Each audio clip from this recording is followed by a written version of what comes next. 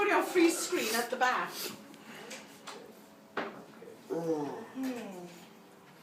I warned Chester. Apparently that's where you're going next. So you have to behave while you're there. We will. Did you pay personally for the room? Or was it paid through with the company? How have you booked in? Through James. Through altogether. So who paid for the room? James Caldecott. Someone else.